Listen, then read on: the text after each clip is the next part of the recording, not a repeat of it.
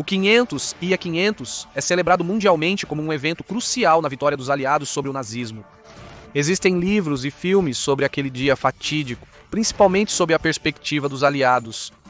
E a perspectiva alemã, quais ações levaram à derrota da Alemanha? Vejamos o que ocorreu no 500 IA 500, 6 de junho de 1944 às 10 horas, pela perspectiva das Forças Armadas Alemãs. O ar está denso com fumaça e o cheiro acre de pólvora. O rugido implacável da artilharia e os gritos dos homens ecoam pela areia encharcada de sangue. A localização? Praia de Omaha, Normandia, França. A invasão aliada da França no 500 IA 500 avança conforme planejado. O cabo Heinrich Falk, um jovem soldado nazista, se abriga atrás de um bunker de concreto em ruínas. Ele tenta, com mãos trêmulas, recarregar seu rifle. O mar atrás dele está repleto de barcos de desembarque aliados, despejando ondas de soldados na costa. Enquanto eles invadem a praia, você tenta entender como chegou a isso e como não viu isso chegando. Dias antes, em 3 de junho de 1944, ele esteve presente no bunker de comando alemão em Pas-de-Calais, onde o local da iminente invasão aliada estava sendo debatido. O quarto estava pouco iluminado, o ar denso com a tensão dos soldados calejados pela guerra. Mapas da costa francesa, com alfinetes vermelhos e azuis indicando possíveis locais de desembarque aliado, estavam espalhados por uma grande mesa. Oberleutnant Klaus Reinhardt, um oficial experiente de mente fria e calculista e coração ainda mais gélido, andava de um lado para o outro na sala, suas botas batendo contra o chão de concreto, o som ecoando como um metrônomo contando regressivamente para um desastre inevitável. Eles vão desembarcar aqui em Pas-de-Calais, declarou Reinhardt apontando para o mapa. É o cruzamento mais curto da Inglaterra. É o local lógico para desembarcar. Heinrich se mexeu desconfortável em pé, atento perto da porta. Ele tinha cerca de 20 anos, mas seus olhos revelavam as experiências que viveu durante a guerra. Ele sabia que a lógica pouco importava no caos da batalha, mas arriscou perguntar: "E se eles não fizerem isso, senhor? E se eles escolherem a Normandia?" Reinhardt parou de andar abruptamente e encarou Heinrich. "Normandia? Isso é impossível. As praias são muito expostas e o terreno é difícil. Os aliados não são tolos, Falk. Eles virão onde menos esperamos, mas onde estamos mais preparados." Heinrich concordou, mesmo não estando totalmente convencido. Ele ouviu os rumores de que os aliados estavam plantando informações falsas, sugerindo um ataque a Calais em vez do local real, e suas dúvidas eram muito bem fundamentadas. Em março de 1944, os aliados iniciaram a Operação Fortitude North, uma campanha de desinformação para convencer os alemães que uma invasão na Normandia era iminente. A operação foi um sucesso. Tropas e recursos alemães foram desviados da França, iniciando a sequência de eventos que levaria à invasão da Normandia. Motivados pelo êxito da missão, os aliados iniciaram a Operação Fortitude Sul. A operação utilizou agentes duplos como Juan Pujol Garcia, codinome Garbo, para enviar informações falsas à inteligência alemã. A rede fictícia de espiões de Garbo reportou o acúmulo de First United States Army Group, reforçando a ilusão de um ataque iminente em Pas-de-Calais. First United States Army Group, sigla de First United States Army Group, era uma força fictícia criada pelo comando aliado para enganar os alemães sobre o local de desembarque dos aliados na França. Essa força fictícia era supostamente comandada pelo general George S. Patton, um comandante militar respeitado e temido pelos alemães. Estava estacionada no sudeste da Inglaterra, com tanques infláveis, embarcações de desembarque falsas e tráfego de rádio falso. A interceptação dessas transmissões fez os alemães morderem a isca. Apenas semanas antes do 500 IA 500, em maio de 1944, a sala de controle do Alto Comando Aliado em Londres fervilhava de atividades. Mapas e gráficos espalhados por todas as superfícies, marcados com setas, linhas de batalha e o peso da história. No centro estava o general 500 Y 500 Eisenhower, comandante supremo da Força Expedicionária Aliada, seu olhar penetrante varrendo a sala. Ao seu lado, o tenente-general Frederick E. Morgan, seu confiável vice-chefe de gabinete, murmurava atualizações. Porém, o homem que conhecia o real segredo de sua estratégia estava bem próximo. Coronel David Strangeways, o idealizador da Operação Bodyguard, a mais ousada decepção na história militar. Sob sua sombra, Fortitude Norte e Fortitude Sul estavam em movimento, ilusões calculadas que, se bem-sucedidas, despedaçariam as defesas alemãs. Senhores, Eisenhower começou com uma voz calma e firme. O sucesso da Operação Overlord depende da nossa habilidade em enganar o inimigo. Se suspeitarem da Normandia, estamos acabados. O coronel Strangeway sorriu astutamente e disse: Já preparamos o palco, senhor. Os alemães estão certos que Patakali é nosso alvo. Eles caíram completamente na armadilha. Ele estava certo. Segundo Reinhard Falk no bunker de comando alemão, os nazistas acreditavam que Patton lideraria o ataque principal a Patakali, pois era o ponto mais estreito do Canal da Mancha. Nos dias e meses antes do 500, IA 500 Garbo enviaria centenas de mensagens para seus manipuladores alemães, distraindo-os do próximo ataque. Mesmo após os desembarques na Normandia, Garbo continuou a dizer aos alemães que o ataque visaria Patakali. Para os nazistas, Garbo era uma fonte confiável de informações e até mesmo foi condecorado com a Cruz de Ferro por seus esforços. Mas os alemães desconheciam que Garbo era, na realidade, um dos mais eficazes agentes duplos desenvolvidos no sistema de dupla traição. Esta operação, sob o controle do Serviço de Inteligência Britânico Military Intelligence, Section 5, foi uma operação de contra-inteligência engenhosa e altamente eficaz que visava espiões alemães e os transformava em agentes duplos para os britânicos. 500, devido ao engano de Garbo, 2 dias antes do 500 IA 500, a maior parte do comando alemão ainda desconhecia que o verdadeiro local de desembarque seria na Normandia, não em Patakali. Em 4 de junho, os homens da 352, a divisão de infantaria, fortificam a costa da Normandia com arame farpado, minas e barreiras de concreto. A 352, divisão de infantaria, era uma das unidades mais experientes e bem equipadas no Muro do Atlântico. Suas posições são cuidadosamente organizadas para criar campos de fogo sobrepostos, garantindo que qualquer tropa avançando será exposta a um fogo devastador de várias direções. O sargento Eric Bauer, um veterano de rosto endurecido como um penhasco do Himalaia, pausa seu trabalho para limpar o suor da testa com a manga. Bauer já presenciou guerras o suficiente para saber que nenhum preparo garante a vitória. Falk! Bauer atrasado avista Heinrich saindo do bunker. Pare de sonhar acordado, vá trabalhar.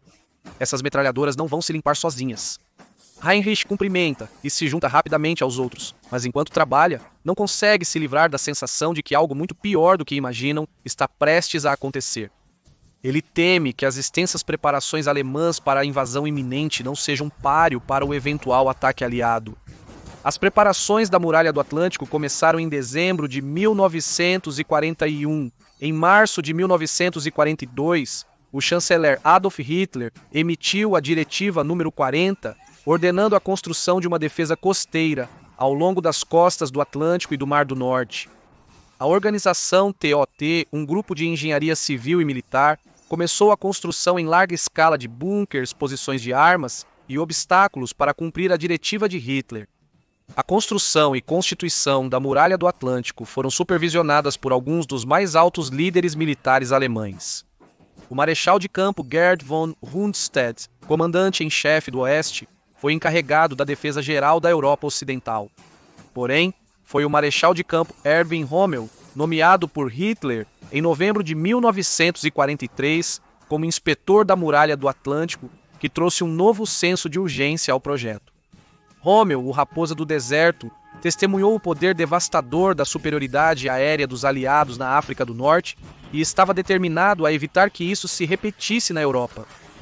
Depois de ser nomeado inspetor, Rommel começou a visitar as defesas imediatamente, que iam dos penhascos ventosos da Noruega às praias arenosas da Normandia, se estendendo até a Espanha. Ele exigiu melhorias e reforços, declarando de forma premonitória que a guerra não será ganha ou perdida nas praias. Devemos parar o inimigo à beira da água antes que eles possam estabelecer um ponto de apoio. As defesas eram robustas, exigindo muito trabalho e materiais. A organização TOTA empregou cerca de 500 mil trabalhadores, incluindo mão de obra forçada dos países ocupados. Concreto, aço e madeira foram requisitados de toda a Europa, prejudicando a infraestrutura civil. O trabalho era difícil e muito perigoso. Milhares de trabalhadores morreram de exaustão, desnutrição e bombardeios aliados. Os soldados alemães responsáveis pelas defesas enfrentavam condições severas, com suprimentos inadequados e a constante ameaça de ataques aéreos aliados. Apesar das dificuldades, mais de 15 mil bunkers foram construídos com metralhadoras, artilharia e postos de observação. Esses bunkers eram geralmente construídos em penhascos ou dunas para maior proteção. Rommel também ordenou a instalação de milhões de obstáculos defensivos, como estacas de madeira, ouriços de aço e tetraedros de concreto para impedir o desembarque de embarcações e tanques. Milhões de minas terrestres foram colocadas ao longo da costa e no interior, criando barreiras letais para as tropas avançadas. Para completar, canhões costeiros pesados de 155 mm e 210 mm emissor foram posicionados estrategicamente na costa para mirar nos navios e embarcações de desembarque aliados.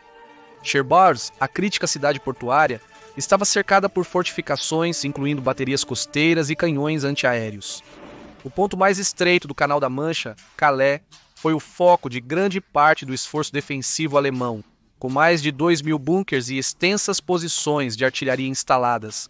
Apesar dos esforços, o muro nunca foi totalmente concluído, com muitas seções inacabadas ou mal construídas. A Normandia ainda tinha defesas significativas, especialmente na praia de Omaha, onde estava estacionada a experiente 352, a divisão de infantaria. Foi aqui que Reinhard Falk e Bauer se encontraram durante a invasão.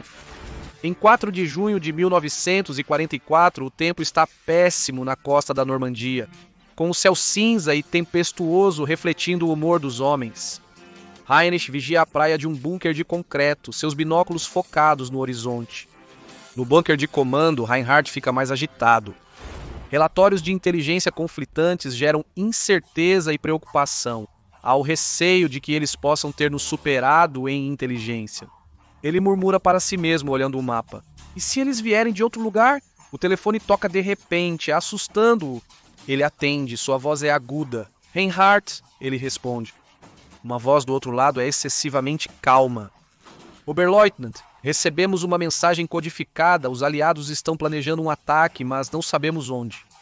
Reinhard desliga o telefone, transbordando de frustração. Amaldiçoa a todos. A pergunta na mente de todos era: onde os aliados vão atacar? A resposta para essa pergunta definirá o destino do Terceiro Reich, mas não há consenso sobre qual seria. No centro da confusão está um desacordo fundamental entre os dois comandantes alemães mais graduados no Oeste que encontramos anteriormente em nossa história.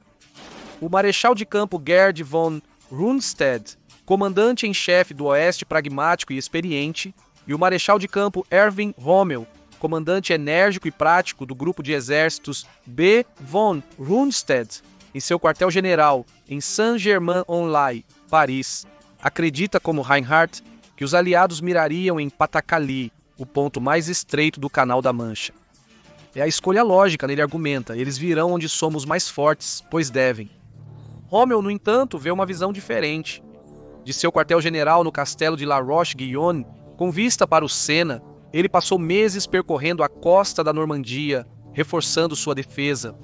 Ele acredita que os aliados podem escolher a Normandia, apesar de seus desafios, precisamente porque os alemães não esperam isso. Rommel alerta que eles virão em breve onde estamos mais fracos. Hitler também contribui para a confusão.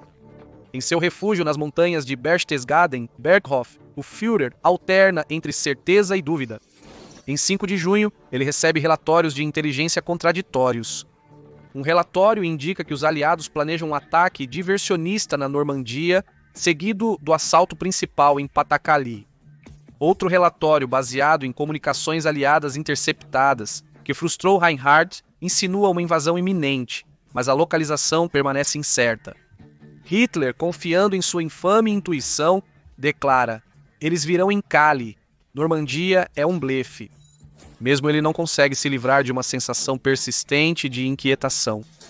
Naquela noite, durante uma reunião tardia com seu círculo íntimo, ele reflete: e se eu estiver errado? E se eles forem mais astutos do que pensamos?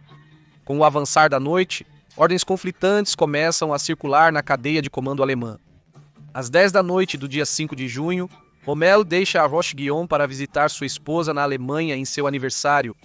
Ele acredita que o clima está desfavorável para uma invasão. Antes de partir, ele ordena que suas tropas fiquem em alerta máximo e autoriza o posicionamento de suas formidáveis reservas de tanques Panzer perto da costa. A tempestade começa a diminuir. À meia-noite, a chuva cessa e as nuvens se abrem, revelando um fio de luz da lua. Heinrich sentiu um arrepio na espinha. Algo está prestes a acontecer. Mas antes disso, os aliados iniciam um último engano magistral para confundir os alemães sobre o local da invasão. Na noite de 5 de junho de 1944, uma frota de barcos e aeronaves lançou milhares de tiras de alumínio, conhecidas como janelas, para simular uma invasão indo em direção a Patakali. Ao mesmo tempo, um grupo pequeno de paraquedistas lançou falsos paraquedistas e reproduziu sons de batalha gravados para confundir ainda mais os alemães. Por volta da meia-noite, os primeiros paraquedistas aliados da 101ª, 82ª Divisão Aerotransportada e a 6ª Divisão Aerotransportada Britânica começam a pousar atrás das linhas inimigas para garantir posições-chave. A batalha começou. Eles devem garantir estradas, pontes e cidades-chave para impedir a chegada de reforços alemães às praias. Porém, os alemães aguardavam esse ataque, resultando em muitas baixas entre os paraquedistas que aterrissaram. À 1 da manhã, radares alemães detectam atividade incomum no Canal da Mancha, mas os relatórios são descartados como engano dos aliados ou ataques menores. Às 2 da manhã, relatórios chegam sobre paraquedistas aliados pousando atrás das linhas inimigas na Normandia. O general Erich Marx, comandante do 84º Corpo na Normandia, reconhece de imediato a seriedade da situação.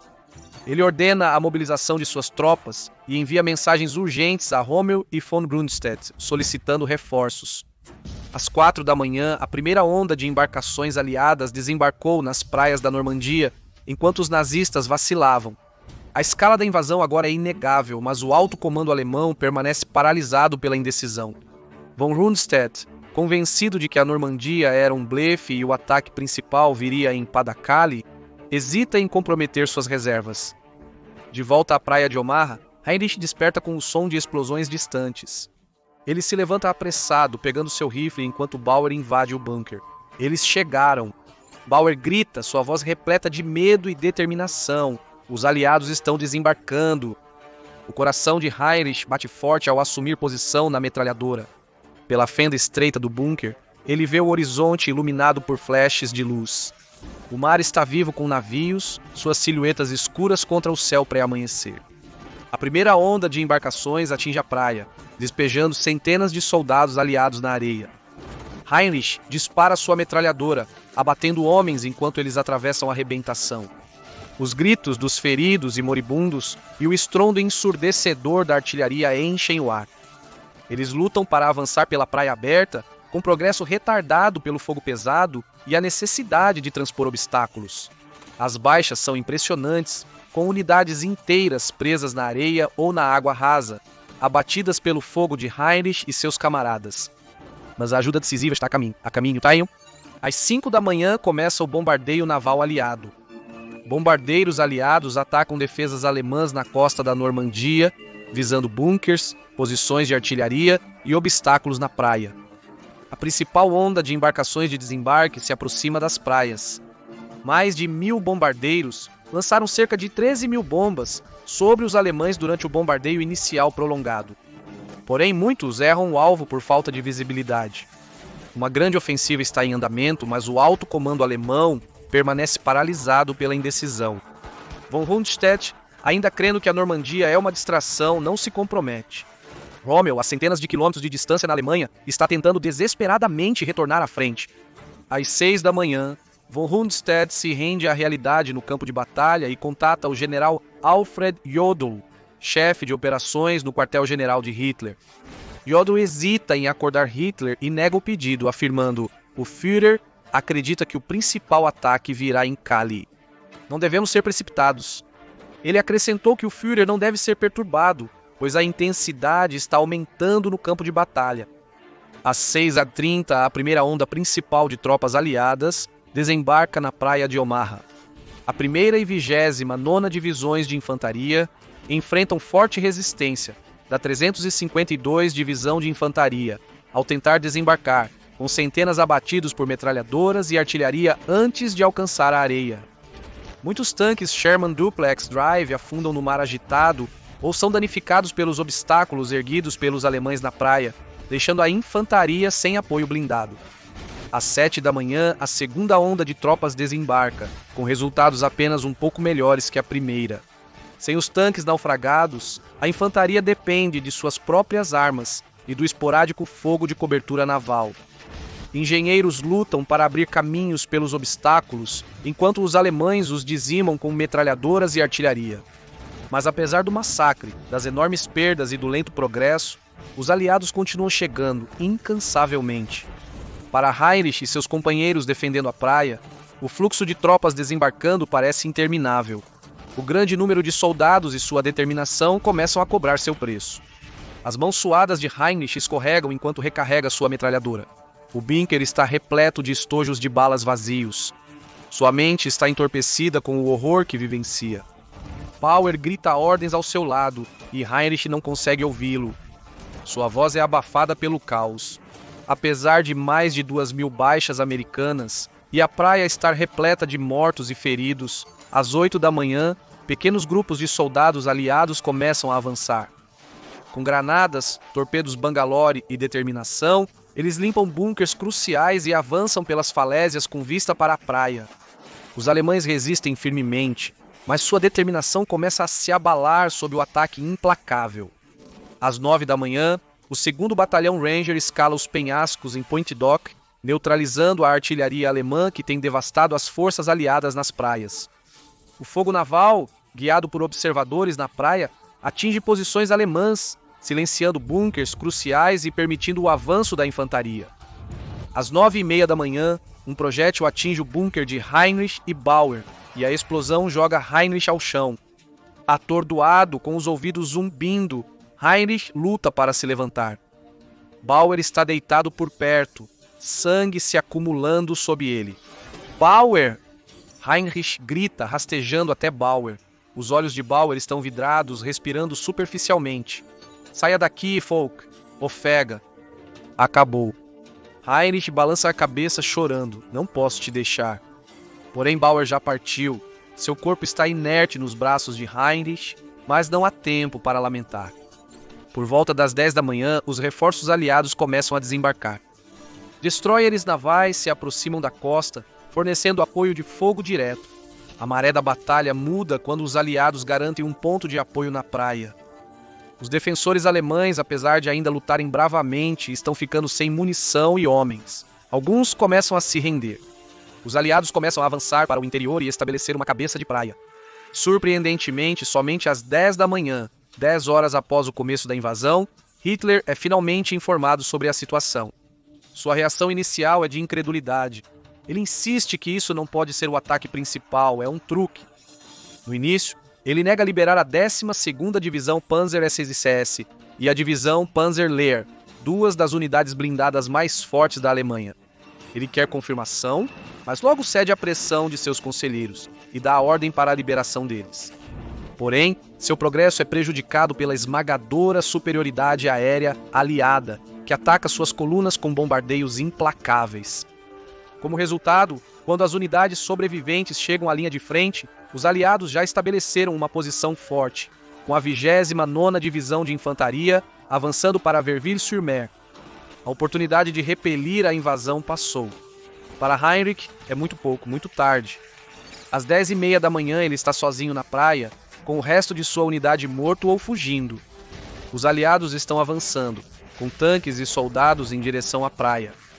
O fogo naval de destroyers como o United States Ship McCook e o Her Majesty's Ship Taliban bombardeiam posições alemãs, silenciando bunkers-chave, permitindo o avanço dos aliados para o interior. Heinrich sabe que logo invadirão sua posição. Ele respira fundo, preparando-se para o que está por vir. Ele decide não fugir nem se render. Lutará ali até o fim. No interior, às 11 horas, a 1ª Divisão de Infantaria avança rumo a Colleville-sur-Mer. Ao meio-dia, O combate é extremamente intenso, com atiradores e metralhadoras alemães, causando muitas baixas nas tropas que avançam. Às 2h30 da tarde, a resistência alemã recebe um grande impulso. A 12ª Divisão Panzer SS Hitlerjugend, incluindo cerca de 20.000 tropas equipadas com tanques Panther e Panzer IV, está a caminho do campo de batalha. Com o reforço dos Panzers, os alemães iniciam um contra-ataque coordenado.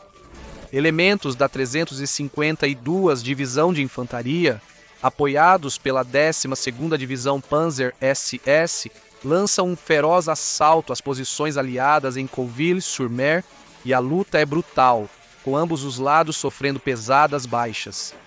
Os aliados, porém, têm a vantagem do fogo naval e do apoio aéreo, que ajudam a neutralizar o contra-ataque alemão e inclinar a batalha a seu favor. Até às 16h, os aliados consolidaram suas posições e repeliram o contra-ataque alemão. A 1ª Divisão de Infantaria garantiu Cauville-sur-Mer, enquanto a 29ª Divisão de Infantaria mantém Verville-sur-Mer. O 2º e 5º Batalhões Ranger neutralizaram as posições de artilharia alemã, que ameaçavam o gancho, porém com perdas significativas. Com a noite se aproximando, o ímpeto da batalha está claramente com os aliados. Os aliados estabeleceram uma cabeça de praia na praia de Omar e avançaram, unindo-se às unidades aerotransportadas e montando defesas.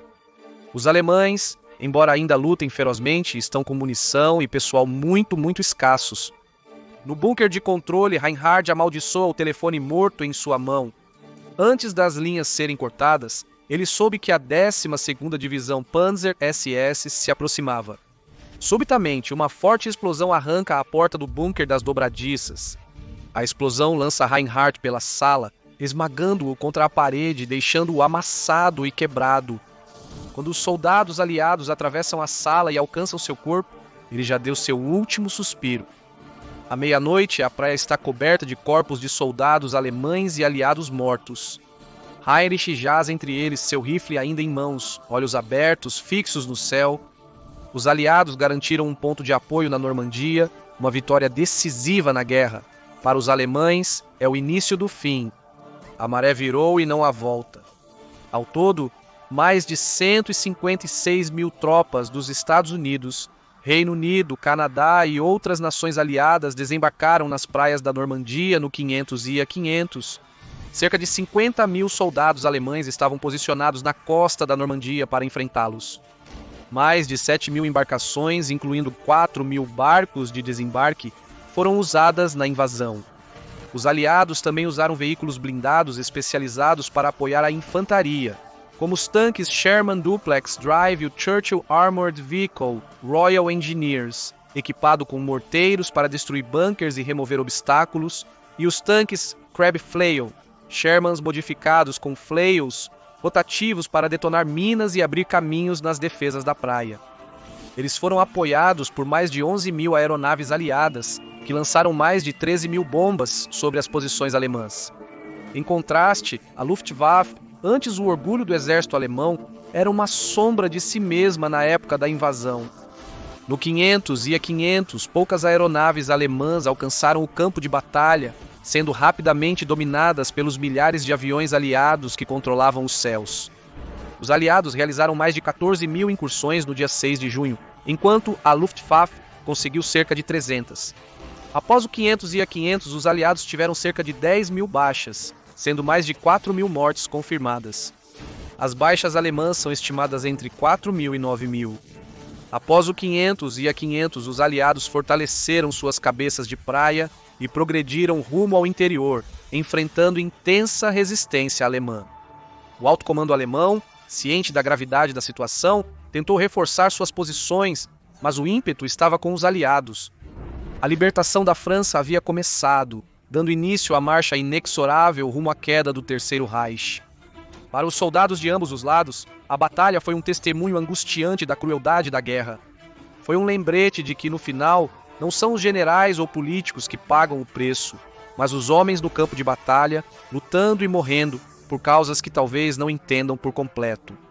Para Heinrich Falk e os inúmeros outros de ambos os lados que pereceram naquela praia sangrenta, Seu sacrifício, medo e coragem são agora apenas uma memória tragada pelo rio do tempo. Mas se o comando alemão tivesse reagido mais rápido e com melhor coordenação, talvez o resultado da batalha e até mesmo o destino do mundo teria sido muito diferente. O que acham? Comentem abaixo.